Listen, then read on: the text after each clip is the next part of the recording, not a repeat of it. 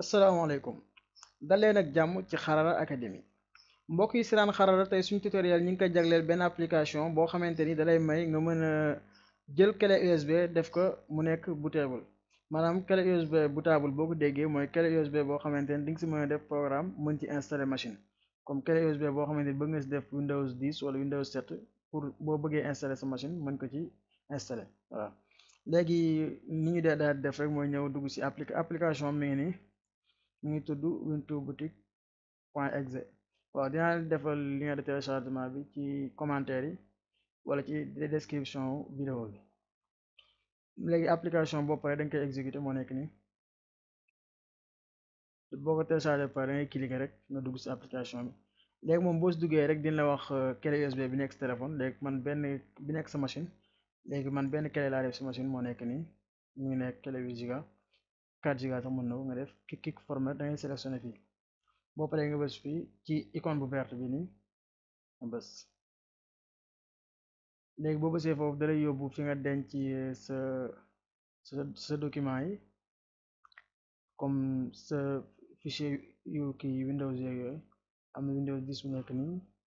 ak bii léegi man mën naa jël bii Windows 10 yow tamit yaa xam fa la nekk bu yaa xool daal fi nga ko def sa machine rek nga daal di dugg foofu léegi nga bës ouvrir léegi mi ngi nii ñëw na léegi mi ngi nii léegi boo bësee fii kick format day tax mu formaté benn clé bis nekkoon après nga bës fii du mun la are you sure nga ne wii nga bës ok warning formatting will erase all data on this disk to proceed click ok voilà léegi nga click tamit ok léegi li muy njëkk a def mooy day formaté clé USB ba pare bu ko formaté ba pare doo def stop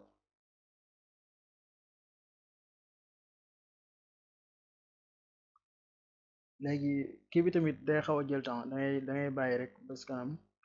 parce que day yàgg dina la indaal beneen menu nga bës yes wala oui ça dépend langue bi nga utiliser ci sa machine léegi xaaral ma pause vidéo bi ba mu agsi comme lii daanu wintuboutique.exe nga bës ok oui léegi ma pause vidéo ba mu agsi voilà léegi agsi na 100% léegi bu bindee nii rek voilà bu njëkk foo nga xam sélectionné coché vert léegi boo gisee foofu boo ñëwee léegi sa gis programme baa ngi setup baa ngi bu tàggee ne